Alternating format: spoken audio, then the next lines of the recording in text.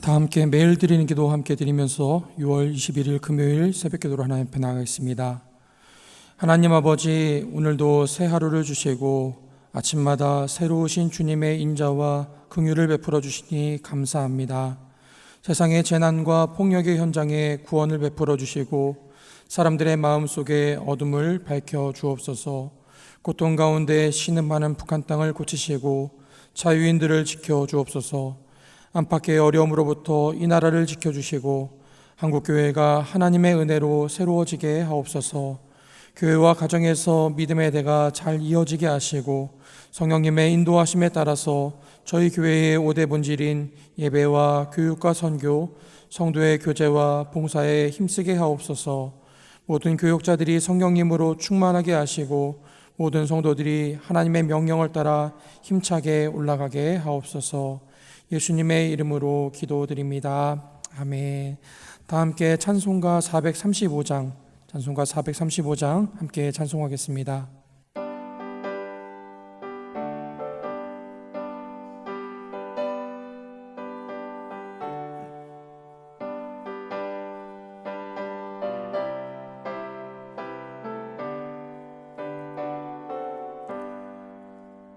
나의 영원하신 기업 생명보다 귀하다.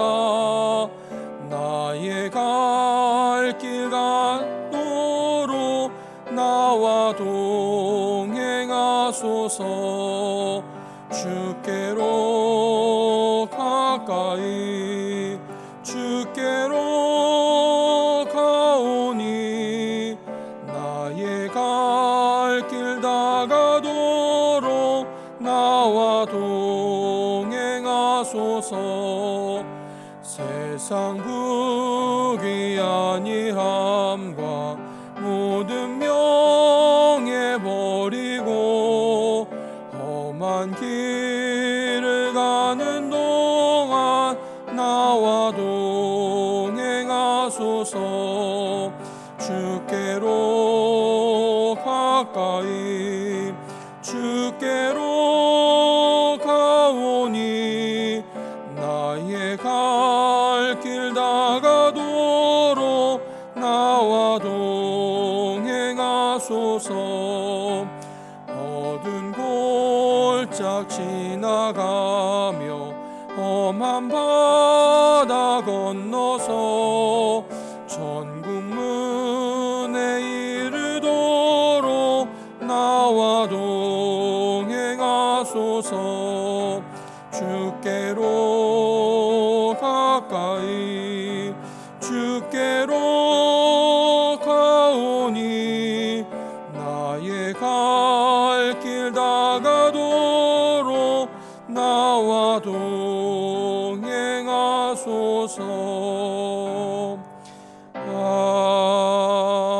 아멘.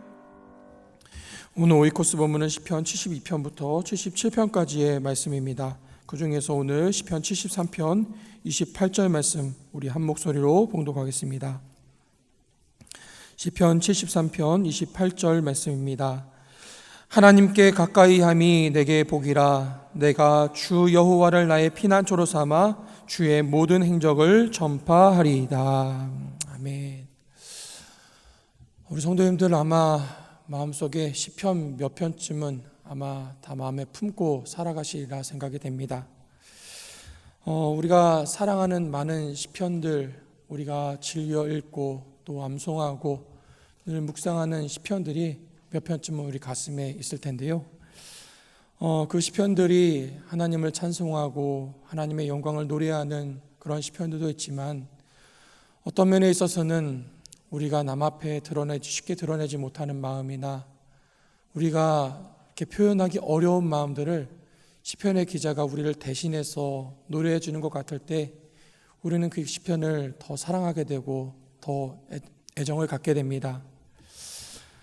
그 마음이 때로는 좋은 마음과 행복한 마음일 때도 있지만 참 아픈 마음일 때도 있고 속상한 마음일 때도 있고 또 화가 나는 마음일 때도 있고 또 누군가를 미워하는 마음일 때 어쩌면 그 마음이 우리에게 더 가까운 시편의 마음이 아닌가 생각이 듭니다. 하나님께 대해서도 그렇습니다. 하나님께 대해서 우리가 늘 찬송하고 영광을 올려드리고 항상 좋은 마음으로 가면 참 좋겠지만 하나님께 실망하기도 하고 하나님을 때로는 원망하기도 하고 하나님 앞에 좌절하기도 하는 그런 마음까지도 시편의 기자들이 우리를 대신해서 고백해주고 있기 때문에 아마 우리는 그 시편들을 사랑하는 것이 아닐까 생각이 됩니다. 오늘 시편 제3권이 시작되는 시편 73편입니다. 이제 시편의 대장정 중에 절반 가까이 왔고요. 또 오늘 이 시편 73편도 성도들에게 많은 사랑을 받는, 성도들이 참 사랑하는 시편이기도 합니다. 그 이유도 아마 아까 말씀드렸던 그런 이유와 맞닿아 있을 것 같습니다. 우리가 하나님 앞에 쉽사리 내놓고 드러내지 못하는 그런 마음을 이 시편 73편의 기자가 우리를 대신해서 이야기해 주는 것 같고, 또 그 안에 하나님께서 그 시인에게 베푸셨던 은혜가 우리에게도 깊숙이 다가와서 우리의 마음을 위로하시기도 하고 또 회복시키시기도 하기 때문에 우리가 이 시편 73편을 사랑하지 않나 생각해 보게 됩니다. 하나님 앞에 하나님이 정말 살아계십니까? 하나님은 정말 의로우신 분이십니까? 하나님이 선하신 분이십니까? 아마 한 번쯤 그런 마음을 가져보신 분들이 계실 텐데요. 오늘 73편에 나온 내용도 그리고 그 시편의 기자의 마음도 아마 거기서부터 시작을 하고 있는 것 같습니다. 하나님이 과연 살아계신지, 살아계시다면 정말 하나님은 의로우신 분이신지, 하나님은 선하신 분이신지, 소위 신정론이라고 하는 하나님은 정의로우신가, 이 질문에서부터 이 시편 73편이 시작하고 있기 때문입니다. 사실 성경의 여러 부분들에서 하나님은 정의로우신가, 하나님은 과연 의로우신 분인가 물었던 사람들이 참 많이 있습니다. 우리가 얼마 전에 봤던 욥도 그랬었고요. 예레미야도 하나님의 그 선하심에 대해서 의심합니다. 또 우리가 잘 아는 것처럼 하박국 선지자도 하나님 앞에서 당신이 과연 옳으십니까? 라고 물을 만큼 당돌하게 하나님 앞에 나아가기도 했었습니다. 우리가 알고 있는 하박국서는 이렇게 시작합니다. 어찌하여 내게 죄악을 보게 하시며 패역의 눈으로 보게 하시나이까? 겁탈과 강포가 내 앞에 있고 변론과 분쟁이 일어났나이다. 이러므로 율법이 해이하고 정의가 전혀 시행되지 못하오니 이는 악인이 의인을 애워쌌으므로 정의가 굽게 행하여 짐이니이다. 하박국 선지자는 하나님 앞에 항의합니다. 하나님, 왜 세상의 악을 그냥 두고만 보시는 것입니까? 그리고 왜 하나님은 그 의인들을 징계하심에 의인들보다 더 악한 사람들을 통해서 그들을 징계하십니까? 그리고 하나님, 이것이 과연 옳은 일입니까? 라고 하나님 앞에 질문하고 있는 것을 보게 됩니다. 오늘 우리가 읽은 이 73편 말씀은요, 1절 말씀에 이렇게 시작합니다. 하나님이 참으로 이스라엘 중 마음이 정결한 자에게 선을 행하십니다. 아마 시인의 신앙의 고백이었던 것 같습니다. 하나님은 마음이 정결한 사람들에게 선을 행하시는 분이십니다. 그런데 2절 말씀입니다. 그런데 나는 거의 넘어질 뻔했고 나의 걸음이 미끄러질 뻔하였으니 이는 내가 악인의 형통함을 보고 오만한 자를 질투하였음이로다.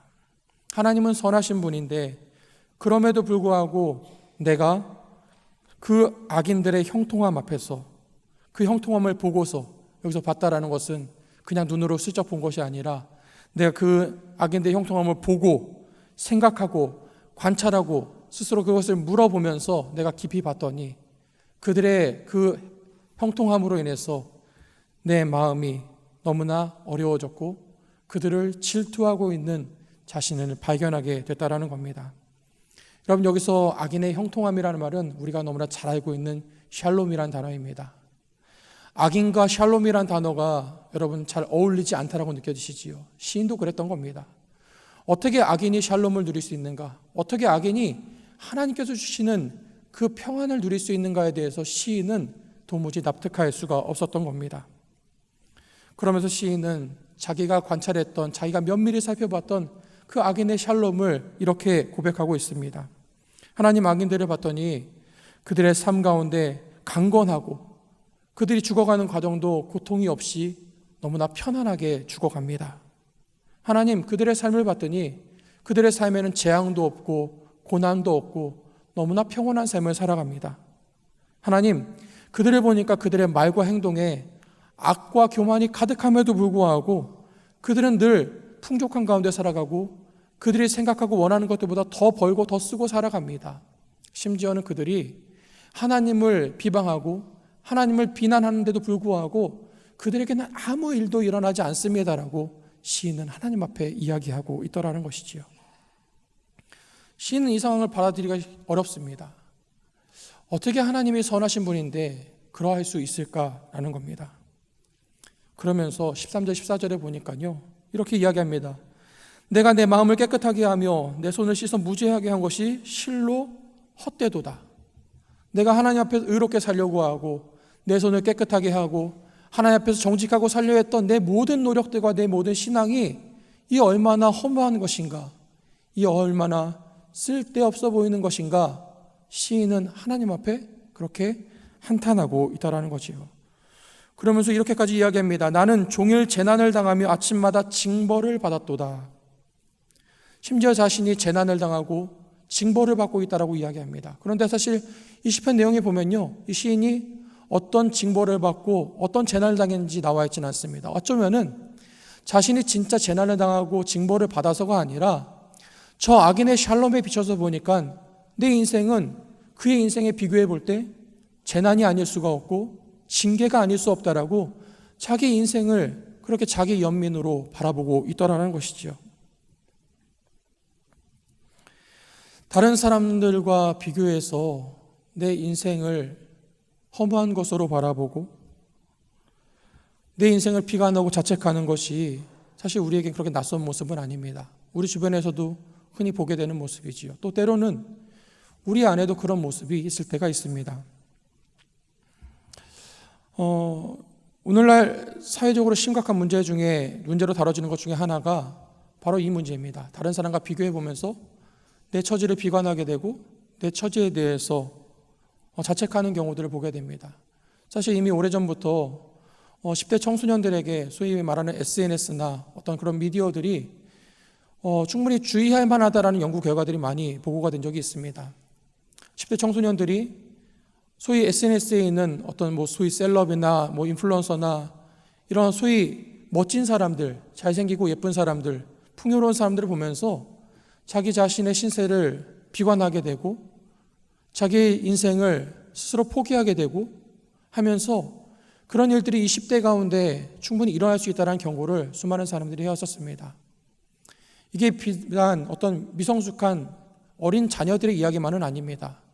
어른들이 되어서도 끊임없이 내 삶을 누구와 비교하고 누구보다 높이 있는 내 삶에 만족하고 누구보다 낮게 있는 내 삶에 불만족하면서 끊임없이 비교하고 그 우위 속에서 또 때로는 열등감과 그 박탈감 속에서 우리는 끊임없이 그렇게 살아가고 있는 모습을 발견하게 되더라는 것이지요. 더더군다나 악인의 형통 앞에서, 악인의 샬롬 앞에서 믿음으로 살아간다라는 하나님의 사람이 그 혼란스러운 마음을 떨쳐버리지를 못하고 있습니다. 16절 보니까요, 내가 어쩌면 이를 알까 하여 생각한즉 그것이 내게 심한 고통이 되었다. 내가 이거를 어떻게든 해결해 보려고 했는데 생각하면 생각할수록 나에게는 더 극심한 고통으로 다가왔다라고 하나님 앞에 토로하고 있더라는 겁니다. 그런데 우리가 이 시편 73편 말씀을 사랑하는 이유는 그저 이 기자가 우리의 마음을 그대로 대변하고 있기 때문 그것만은 아닙니다.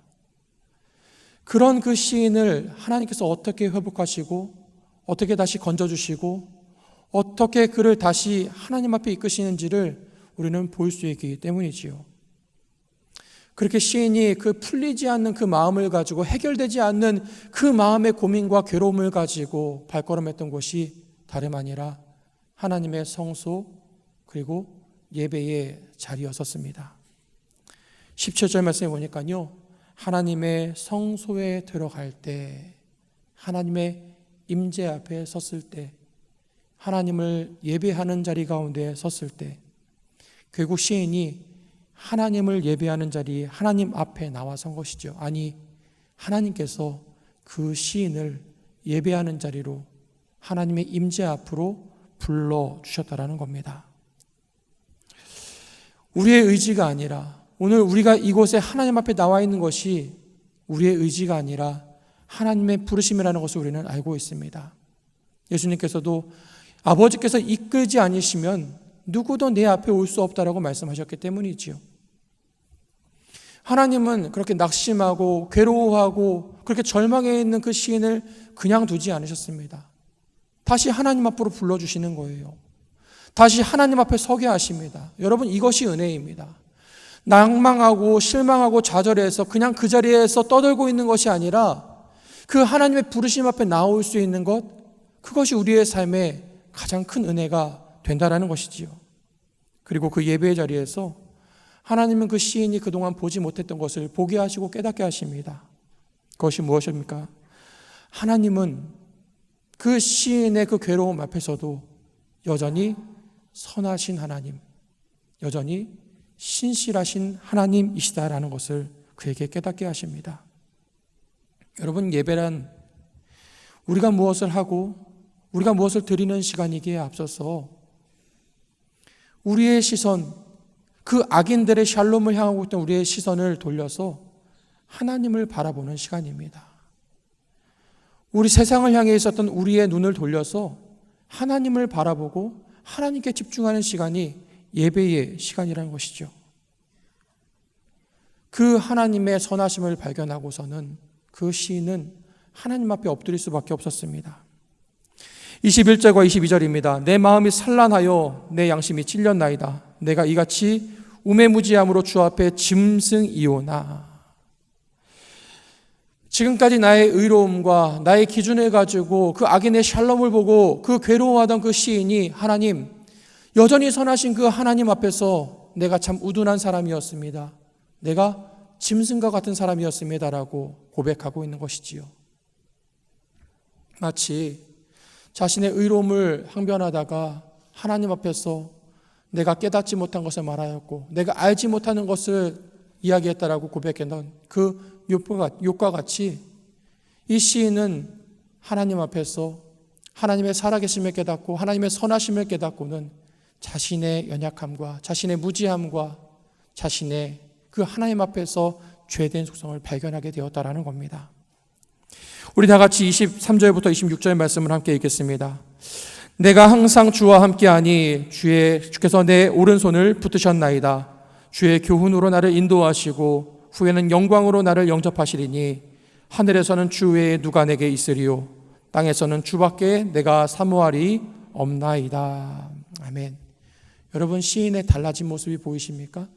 시인의 달라진 표정이 보이십니까? 방금 전까지만 해도 하나님, 이게 맞습니까? 이게 옳습니까? 제가 이렇게 살아왔던 거 다 소용이 없었네요. 하나님, 저는 지금 징벌과 재난 가운데 있습니다. 생각하면 생각할수록 고통받게 되지 않습니다 했던 그 모습이 온데간데 다 사라져버리고 하나님, 제가 주님과 함께 있습니다. 지금도 주님은 오른손으로 저를 붙들고 계십니다. 하늘과 땅에 하나님밖에 없습니다라고 고백을 하고 있습니다.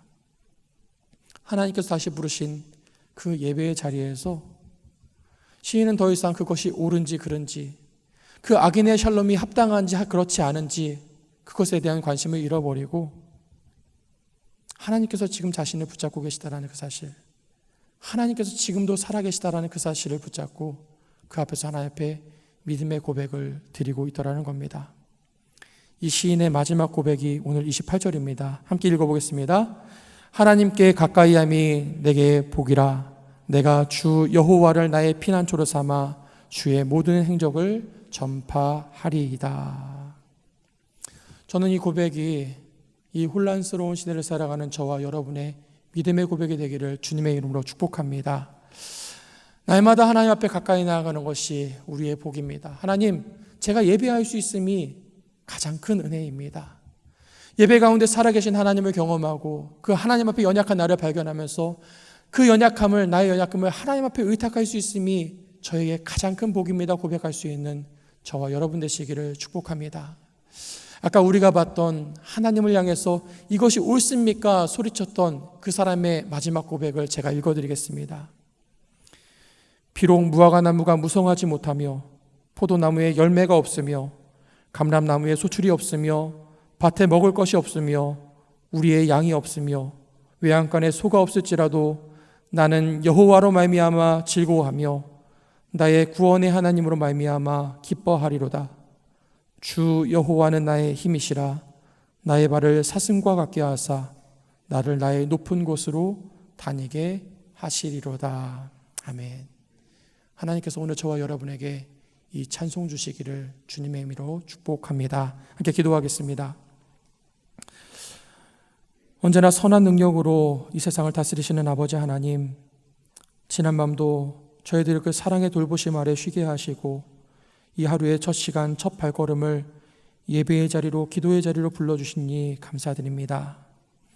이 시간 주님 앞에 나온 영락의 모든 성도들을 주님의 선한 능력으로 감싸 안아 주시옵소서. 어지럽고 혼란한 세상 속을 살아갈 때에 거짓과 불의와 탐욕을 따라 살아가지 않게 하시고 진리와 공의와 사랑을 따라 살아가도록 인도하여 주시옵소서. 세상의 안위를 쫓는 삶이 아니라 영원한 생명을 바라보면서 날마다 주님께 더 가까이 나아가도록 도와주시옵소서.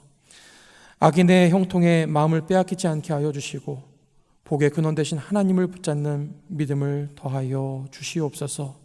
예수님의 이름으로 기도드립니다. 아멘. 시간 함께 기도하실 때에 하나님, 날마다 주님께 더 가까이 나아가는 인생 되게 하여 주시옵소서. 날마다 주님과 동행하며 참된 예배자의 삶을 살아가도록 인도하여 주시옵소서. 함께 기도하기를 원합니다. 18개 교구의 구역을 섬기는 우리 구역장들과 권찰들에게 영적으로 재충전할 수 있는 은혜를 허락해 주시옵소서. 오늘 이루어지는 금요기도회 가운데 성도들이 하나님께서 주실 응답을 기대하는 마음으로 나오게 하시고 온 마음과 정성을 다해 하나님 앞에 기도하는 자리로 나오도록 인도하여 주시옵소서. 우리 함께 기도하며 나가겠습니다. 거룩하고 자비로우신 하나님, 오늘도 하나님의 그 인자하심과 그 선하심 앞에 저희들 나왔습니다. 주님의 그 거룩하신 부르심 앞에, 주님의 위로하시고 회복시키시는 그 부르심 앞에 저희들 나왔사오니 하나님 이곳 가운데 우리를 어루만져 주시고 우리를 붙들어 주시고 주님의 오른손으로 우리를 다스려 주시옵소서. 하나님, 세상에 우리의 눈에 보이는 많은 위로움과 불의함과 이 어지러운 상황들이 우리의 마음을 흔들어 놓고 우리의 삶을 이리로 저리로 이끌고 가는 것을 보게 됩니다. 다른 사람들과 비교하며 내가 갖지 못한 것을 바라보며 또 다른 사람에게 있는 것을 바라보며 우리의 마음이 혼란하고 하나님의 살아계심과 하나님의 의로우심을 의심할 때가 있었습니다. 다만 하나님, 오늘도 주님께서 우리 가운데 함께 하심을, 우리 가운데 살아계심을 믿음으로 바라보며 오늘도 선하신 구주님의 손을 붙잡고 저희들에게 맡겨주신 이 믿음의 삶을 한 발 한 발 걸어나가게 되기를 소망합니다. 주님께서 저희들의 걸음을 지키시고 우리로 하여금 날마다 주님께 더욱더 가까이 나갈 수 있도록 인도하여 주시옵소서. 우리로 하여금 주님께 가까이 감이 복이라 이 말씀을 우리의 삶에 새겨 주시옵시고 날마다 주님께 나아가며 예배하며 주님의 임재를 경험하며 주님의 위로하심을 경험하며 살아계신 주님 안에서 우리의 삶을 맡겨드리며 주님의 뜻하신 길대로, 주님의 인도하신 길대로 주님 안에서 참된 복을 누리며 살아갈 수 있도록 축복하여 주시옵소서. 하나님, 오늘도 금요구역 권찰 마지막 모임 가운데 저희들 세우심에 감사드립니다. 교회 안에서 구역과 또 성도들을 돌보며 하나님 앞에 마음으로 충복하며 기도하는 우리 구역 권찰들을 하나님 기억하여 주시고 저들의 사역과 수고와 기도의 눈물이 헛되지 않도록 인도하여 주시며 무엇보다 저들이 삶의 자리 가운데 하나님의 은혜를 풍성하게 경험하며 하나님 주시는 새 힘으로 날마다 거듭날 수 있도록 인도하여 주시옵소서. 하나님, 오늘 이루어지는 금요기도회와 모든 교회의 모임 가운데 주님께서 택하신 자들을 불러주셔서 기도하는 자리 가운데 말씀을 듣고 또 예배하는 자리 가운데 하나님의 은혜를 경험하게 하여 주시고 하나님의 선하심을 바라보며 하나님의 뜻하심을 따라 우리의 인생을 경험할 수 있도록 인도하여 주시옵소서. 저희들의 입술을 열어 주님을 구하게 하여 주시옵시고 저희들의 입술의 고백이 주님 앞에 순종의 고백을 따르게 하여 주시어서 우리의 삶이 하나님께 더욱더 가까이 나아가 주님께서 주시는 은혜와 복을 누리기에 부족함이 없도록 인도하여 주시옵소서. 오늘도 삶의 자리로 나가는 성도들을 붙잡아 주시고 하나님의 은총 가운데 우리가 더욱더 강건하게 하여 주시며 우리의 삶이 주님과 함께하는 참된 복 가운데 참된 샬롬 가운데 임하도록 인도하여 주시옵소서.